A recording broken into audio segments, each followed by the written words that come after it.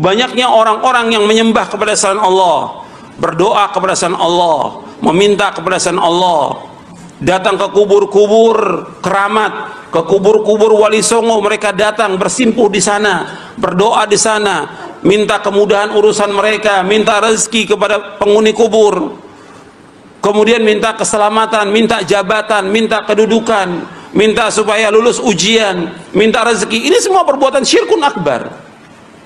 Pengagungan-pengagungan yang dilakukan oleh manusia kepada selain Allah, ini merupakan kesyirikan. Ini dosa besar yang paling besar, kerusakan yang paling besar, dan dosa besar yang paling besar. Karena Allah menyebutkan dalam Al-Quran bahwa kezoliman yang paling besar itu apa? Kezoliman yang paling besar syirik. Kezoliman yang paling besar. Allah berfirman, ya bunayya la tusyrik billah inna syirka la dzulmun azim. Wahai anakku, janganlah engkau berbuat syirik. Syirik ini kezoliman yang amat besar. Makanya kita wajib ingatkan manusia, sebagaimana para rasul alaihi wassalatu wassalam menasihati mereka agar mereka menjauhkan perbuatan syirik, dan diajak mereka untuk berpikir. Karena manusia diciptakan oleh Allah untuk beribadah hanya kepada Allah. Wa ma khalaqtul jinna wal insa illa liya'budun. Tidak aku ciptakan jin dan manusia untuk beribadah kepadaku. Beribadah kepada Allah artinya mentauhidkan Allah. Sedangkan umat-umat dari para nabi alaihi wassalatu wassalam, umat-umat ini menyembah kepada selain Allah, menyembah patung, menyembah kubur, menyembah pohon, menyembah batu, menyembah matahari. Yang sekarang pun banyak kaum muslimin yang seperti itu.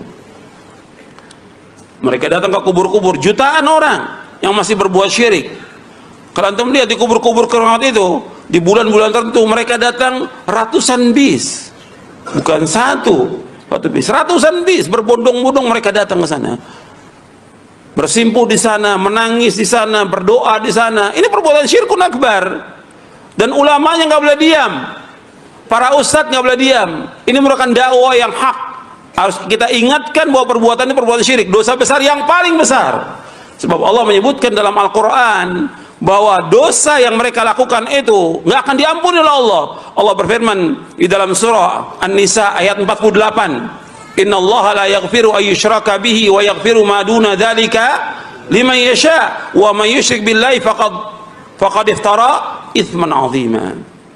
Sesungguhnya Allah tidak mengampuni dosa orang berbuat syirik, dan Allah mengampuni dosa selain itu bagi siapa yang Allah kendaki. Barang siapa berbuat syirik, maka sungguh dia telah berbuat dosa besar yang paling besar. Bahkan Allah menyebutkan orang yang berbuat syirik dia telah sesat dari jalan siratal mustaqim. Di ayat 116 yang di surah yang sama Allah berfirman, innallaha la yaghfiru ayyushraka bihi wa yaghfiru ma duna dzalika liman yasha wa man yusyrik billahi faqad dhalla dhalalan ba'ida. Sesungguhnya Allah tidak mengampuni dosa yang berbuat syirik, dan Allah mengampuni dosa selain itu. Barang siapa yang berbuat syirik, maka sungguh dia telah sesat dengan kesesatan yang jauh. Syirik nggak bisa dibenarkan. Nggak bisa pakai alasan ini sudah kebiasaan kita dari dulu, ini dari zaman nenek moyang seperti ini. Nggak bisa. Ya syirik tetap syirik, dosa besar yang paling besar, kezaliman yang paling zalim. Sekarang diagungkan kuburan para wali, orang berbondong datang sana, kemudian dikatakan bahwa ini tempat wisata religi. Ini perbuatan syirik, nggak bisa dilestarikan perbuatan syirik. Yang wajib diingatkan, ini sebab turunnya azab Allah kepada bangsa ini. Kalau masih mereka melestarikan kesyirikan, Allah akan turunkan azab. Allah turunkan berbagai macam petaka, bencana, musibah, dan segala macam. Allah turunkan. Syirik dosa besar yang paling besar. Allah sebutkan di ayat yang tadi, dosa besar yang paling besar. Allah nggak akan ampuni dosa itu. Kemudian Allah sebutkan bahwa orang melakukannya merupakan orang yang paling sesat di muka bumi ini. Nggak bisa diterima secara fitrah, secara agama, secara akal, nggak bisa diterima orang berbuat syirik. Orang datang ke kubur sedangkan dia masih hidup aja, dia masuk makhluk yang lemah, nggak bisa memberikan manfaat, nggak bisa menolak bahaya. Nabi saja, Nabi Muhammad SAW yang paling mulia dari seluruh makhluk, Nabi Muhammad sallallahu alaihi wasallam. Waktu perang Uhud bagaimana? Perang Uhud kalah dengan para sahabatnya. Apa yang kena? Kepalanya kena, giginya juga gugur, rontok beberapa giginya. Nabi Muhammad SAW nggak ada ilmu kebal, nggak ada. Nabi sebagai makhluk yang paling mulia nggak bisa menolak bahaya, apalagi orang biasa. Mereka nggak bisa memberikan manfaat dan nggak bisa menolak bahaya. Nabi aja nggak bisa memberikan manfaat hidayah kepada pamannya. Siapa?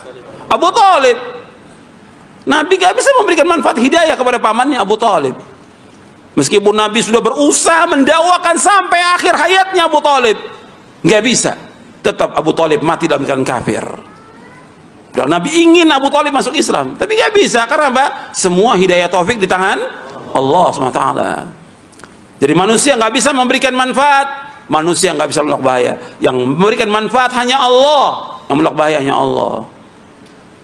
Ini Nabi Muhammad SAW, apalagi selain Nabi. Ini masih hidup, apalagi sudah mati, nggak bisa apa-apa. Maka diajak berpikir mereka. Orang yang sudah mati nggak bisa memberikan apa-apa. Hatta mereka wali. Sekarang antara nabi-nabi dengan wali lebih tinggi mana?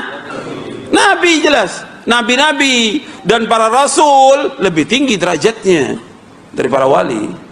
Kecuali ahlul bid'ah yang mengatakan wali-wali lebih tinggi daripada nabi.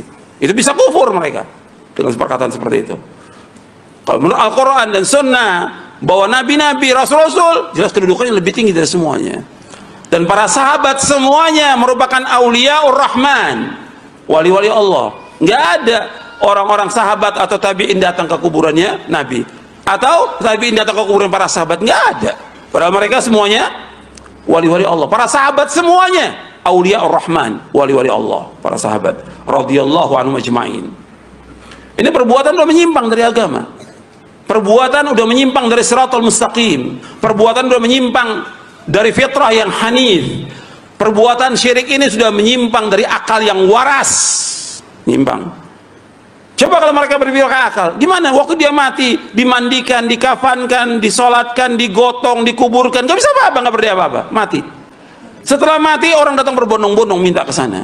Akal yang mana bisa terima? Ini perbuatan syirkun akbar. Makanya Allah menyebutkan dalam Al-Quran bahwa orang yang berdoa kepada selain Allah merupakan orang yang paling sesat di muka bumi ini. Paling sesat di muka bumi ini. Antum buka ayatnya dalam surah Al-Ahqaf, surah 46 ayat 5 dan 6. Surah Al-Ahqaf, buka ayatnya. Antum bawa Quran, buka. Kita dengan dalil Quran, harus lihat dengan Quran. Kalau kita orang Islam, sumbernya Quran dan Sunnah. Bukan kata orang, bukan kata nenek moyang. Quran dan Sunnah. Allah berfirman dalam surah Al-Ahqaf, surah 46 ayat 5 dan 6. Wa man adallu mimma yad'u min dunillahi man la yastajibu lahu ila yaumil qiyamah wa hum an du'aihim ghafilun wa idza khusyira an-nasu kanu lahum a'daan wa kanu bi ibadatihim kafirin. Allah menyebutkan artinya tidak ada orang yang paling sesat di muka bumi ini. Orang-orang yang berdoa, beribadah, meminta kepada selain Allah, la yastajibu lahu ila yaumil qiyamah, yang tidak bisa menjawab sampai hari kiamat. Enggak bisa menjawab hari kiamat. Wa hum an du'aihim ghafilun, dan mereka lalai dari doa orang-orang yang berdoa kepada mereka. Wa idza husyiran nasu, dan apabila manusia dikumpulkan nanti pada hari kiamat, kanu lahum a'daan, nanti mereka akan jadi musuh. Jadi orang-orang yang berdoa kepada mereka dengan yang orang minta kepada orangnya ini akan jadi musuh dari kiamat. Artinya mereka akan mengatakan, ya Allah, saya nggak nyuruh mereka untuk beribadah. Sama seperti Nabi Isa alaihissalam akan berlepas diri dari orang-orang yang menyembahnya pada hari kiamat. Dan itu merupakan artinya bencana yang besar bagi orang itu, diazab dengan sepedih-pedihnya oleh Allah Taala. Wa idza husyiran nasu kanu ma'dan wa kanu bi'ibadati kafirin, dan mereka mengingkari ibadahnya orang-orang yang datang pada mereka. Mereka mengingkari. Jadi orang-orang yang berdoa kepada selain Allah nggak bisa menjawab, nggak bisa mendengar. Seandainya mereka mendengar, nggak bisa menjawab. Sampai Allah sebutkan dalam surah Fatir, in tad'uhum la yasma'u du'aakum walau sami'u mastajabu lakum wa yawmal qiyamati yakfuruna bisyirkikum wa la yunabbi'uka mithlu khabir. In tad'uhum la yasma'u du'aakum. Jika kalian berdoa kepada mereka, orang-orang selain Allah, apakah manusia, orang yang dikubur, patung, batu, yang kalian berdoa kepada mereka, la yasma'u du'akum, mereka nggak mendengar doa kalian. Walau sami'u, seandainya mereka mendengar, mastajabu lakum, nggak bisa menjawab, nggak bisa memenuhi panggilan kalian sampai hari kiamat. Allah sebutkan demikian dalam surah Fatir.